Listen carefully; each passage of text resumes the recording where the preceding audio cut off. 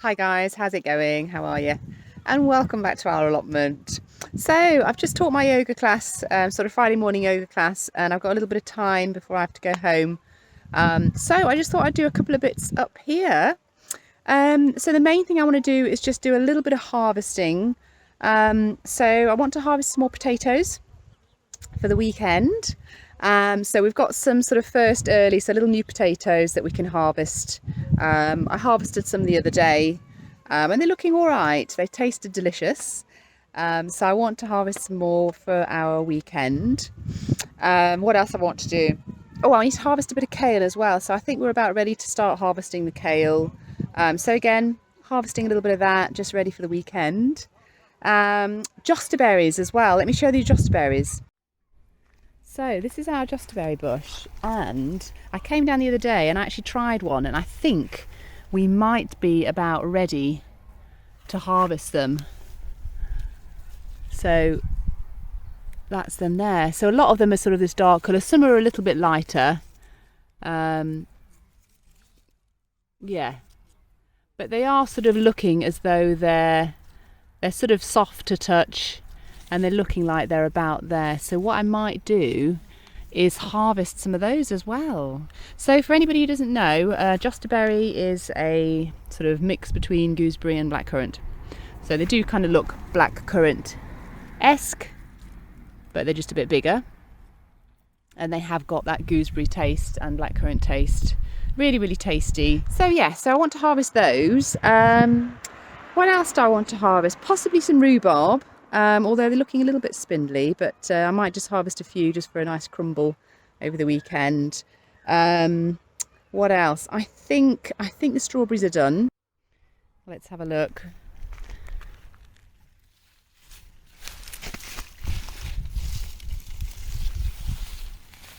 Yeah, so I'm really not seeing much. I mean, there's a couple there, but I think all in all they're about done for the season. So yeah, the strawberries, we had a good sort of first haul sort of a bit earlier on, but they seem to have petered out a lot quicker than ours did last year. Last year we had such a huge bumper crop and it kept going for quite a while as well. So I don't know, maybe these are coming to the end of their life. So this is their sort of third growing season. So I read somewhere that apparently strawberries are at their best within the first 3 years of their life. And they start to sort of peter out a little bit, so it might be the time to start taking them out and replacing them, which is really, really easy to do. So I've got loads of runners that are coming off the existing strawberry plants, so I'm just going to basically take those and replant those and use those as new plants. So I'll just show you. So you can see here there's loads and loads of runners, so these are everywhere as well, sort of within the patch. So all you do, so if we go to one of these, let's have a look, see if we can find any with a bit of roots. Yeah, so you can see here there's some roots just starting to grow over there. So what I'm going to do when it comes to the time, and I'll take you through how I do it in another video, but what I do is just chop off the main plant. So you chop it there, chop it off that one, and then just sort of put that into the ground. And then just water it really, really regularly. Make sure the roots are obviously within the ground. Even though they're very tiny, they will root in. And yeah, that is a new strawberry plant. So I did that last year with a couple of rows here. So I will probably leave those because they're still very new. But yeah, so I might just start replacing these strawberry plants. So over the next sort of couple of seasons, I'll just start replacing them, and I might at the same time see if I can dig some of this grass out. It's couch grass or couch grass, don't know how you pronounce it, but yeah, it just keeps growing and growing. It's so hard to get rid of. So yeah, so also I've got a couple of courgettes which are ready to harvest. So we've got that one there, and then have we got another one? I'm sure I saw another one as well. Oh yeah, we've got another one there as well, ready to harvest. So those are the first couple really. Oh, there's another one there, hang on. We've got that one there. That one looks a bit mushy though, so I don't think that one's right, so I probably won't pick that. I'll probably chuck that one and it's not looking green, it's sort of a bit greeny yellowy, and it's feeling a bit mushy, so I think that one's gone a bit wrong. But yeah, so 2 nice sized courgettes to harvest. So a bit of an update on our butternut squash plant. Here it is. So as you can see, it is not actually a butternut squash. It's supposed to be a butternut squash. I think the plants might have got a bit muddled up. So if you've been growing sort of squash plants and cucumbers, they all kind of look the same, like pumpkins, butternut squash, courgettes. They kind of look the same with sort of leaf structure and things. So I think I might have got them muddled up. Planted this, supposed to be a butternut squash, but it's not, it's a cucumber.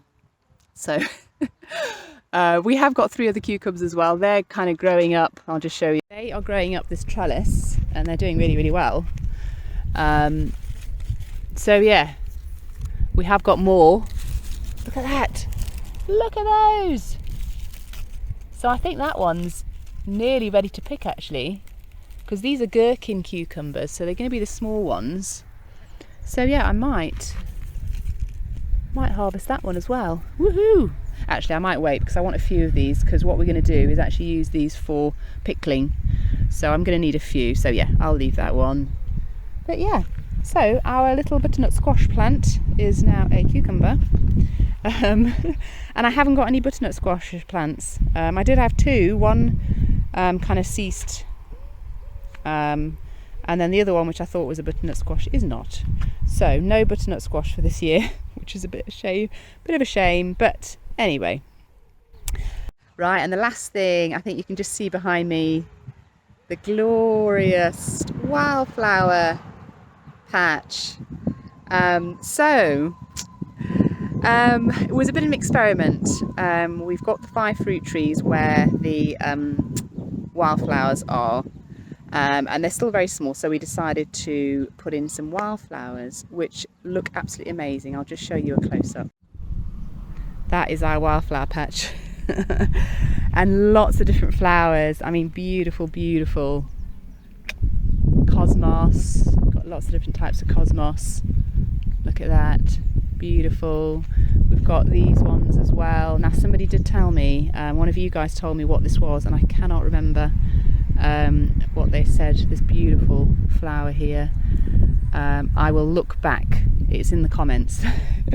I will look back and see what it is. But yeah, and just sort of cornflowers, other nice little sort of flowers dotted around, a bit of poppies.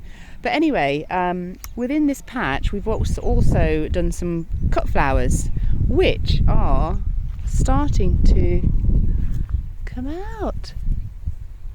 So that is one of the straw flowers.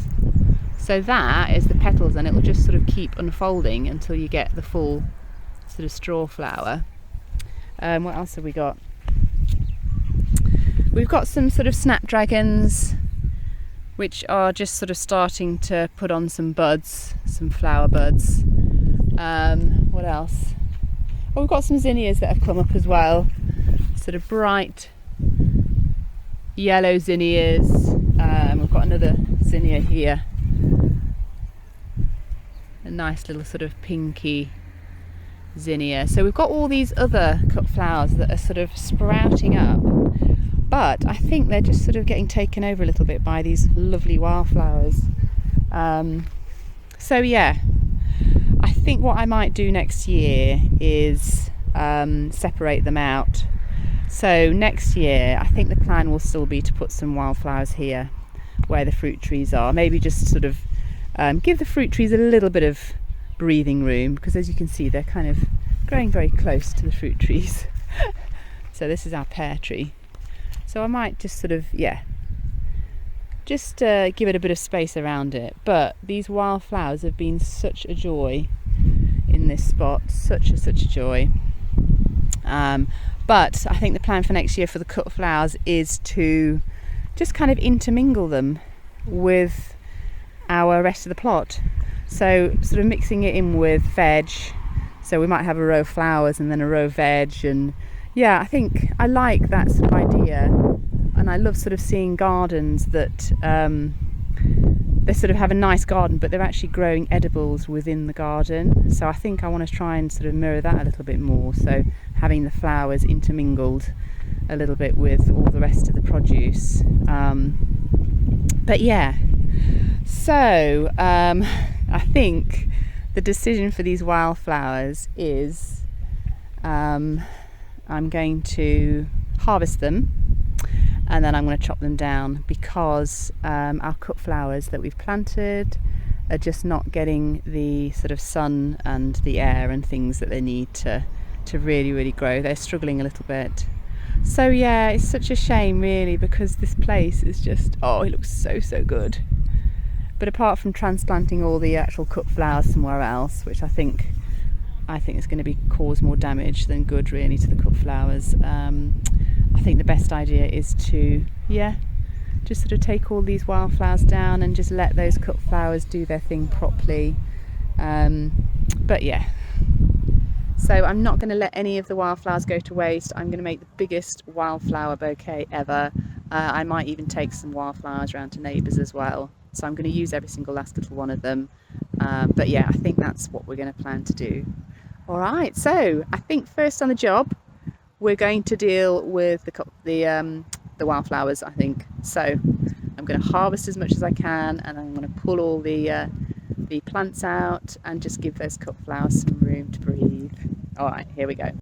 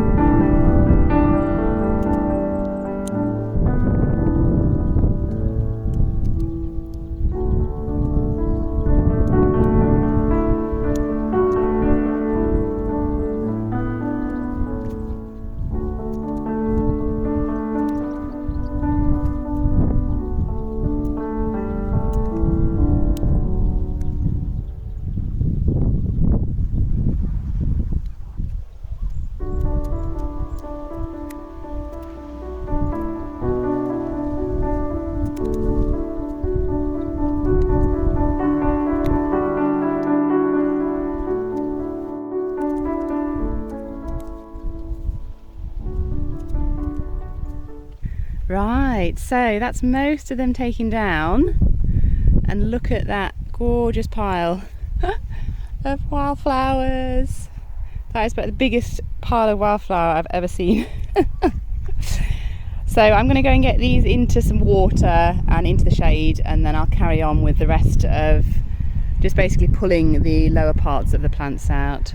But yeah, it's just, feeling so much better already. There's room to breathe. Those poor cut flowers have now got some room to breathe, and the trees as well.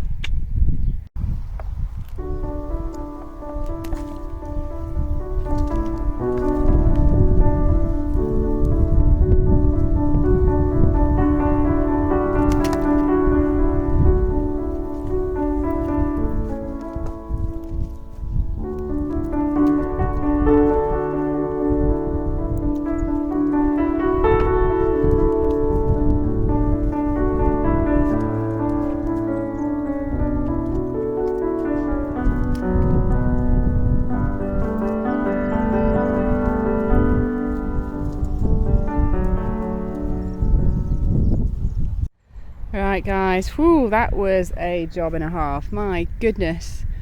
But yeah, I've got them all out. I've left a few of the cosmos, which came as part of the wildflower seeds, because they're just so pretty, and yeah, I want to keep them. So I have done some cut flowers, as in some extra cosmos anyway, so they're not flowering yet, but yeah, I just thought I would leave those cosmos. And then also, really sort of interesting looking, these came up as well. I have no idea what they are. It looks a bit like amaranth or something like that, but I mean, I didn't plant any of that, so that must have been in the wildflower seeds. There's a few of those dotted about. They haven't flowered yet, so I'm just going to leave those in to see what the little flowers do, to see what they look like. I have no idea. And then there was another really interesting looking one. It's probably a weed, but it just looks really, really interesting. This one here. So I don't know. I'm going to wait until these open because it looks like they're going to do something amazing with the sort of size of the flower buds. I don't know what this is. It probably is just a weed, but I'm going to leave it in and we're going to see what it does. But yeah, I think everything now, all the cut flowers have now got just room to breathe. Yeah, and they're going to start growing really, really well, because I think they were just not growing because they didn't get enough sunlight and enough air and things. So yeah, so fingers crossed over the next few weeks they start to bulk up and they'll start to fill in and it'll look like a really nice cheerful cut flower patch again. Alright guys, so on with a bit of harvesting now. So I think I'm going to harvest a little bit of the kale first. So yeah, they're looking pretty well. They're getting eaten a little bit, so the lower leaves, but some of the top leaves looking really, really good. So I think I'm just going to harvest some of these top ones.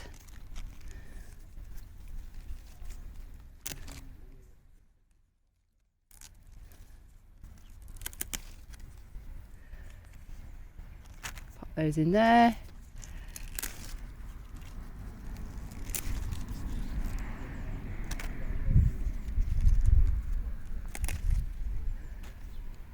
Let's see, let's get some off these two as well.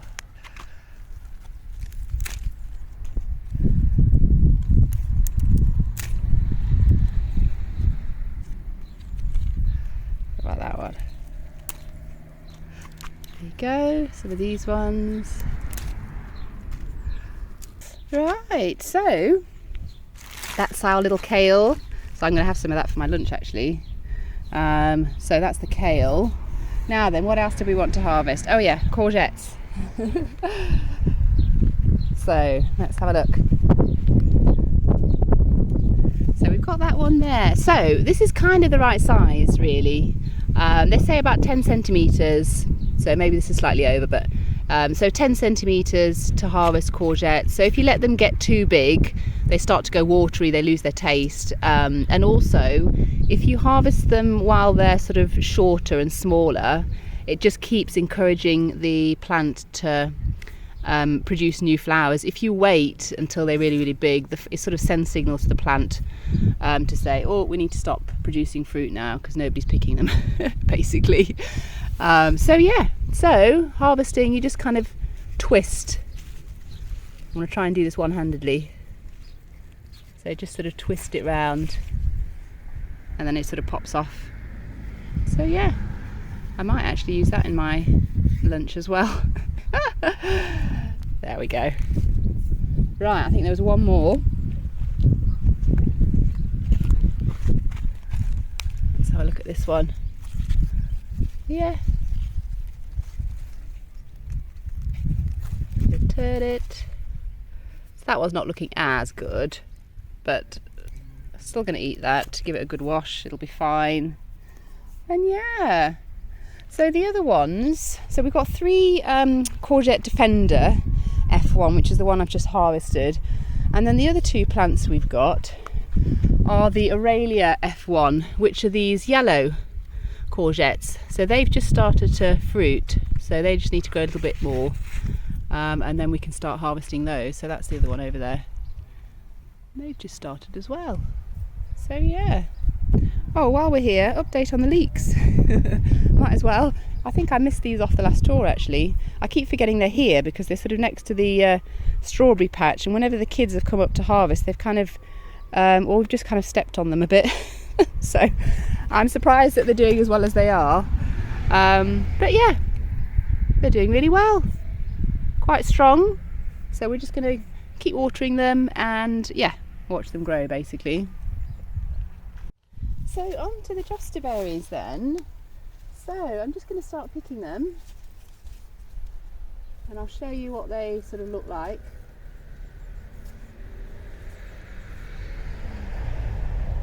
So yeah, just sort of like a dark gooseberry, a little bit bigger than a blackcurrant. So let's get on with harvesting all the rest of them.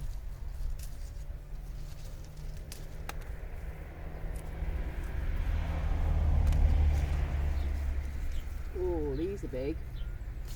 Oh, look at those. They're looking good.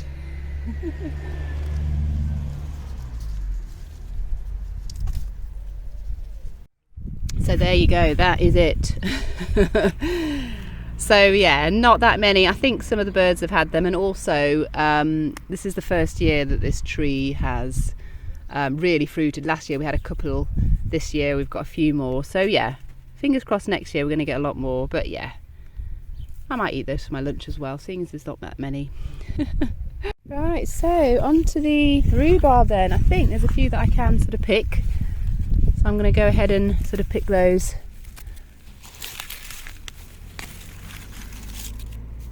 Pop those in there. Oops, tore that one. Oopsie. And I can see a nice strong one here as well. So I'm just going to pull it off. That's better.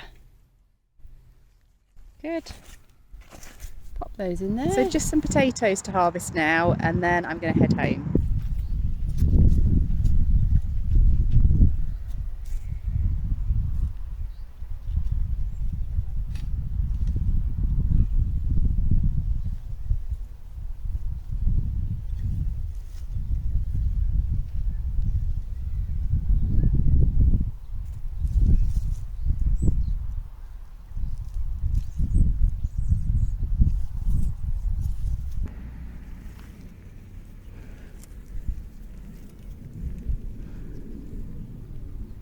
Alright guys, so I think that's going to be it for today. So I'm going to go and make the biggest wildflower bouquet that I can.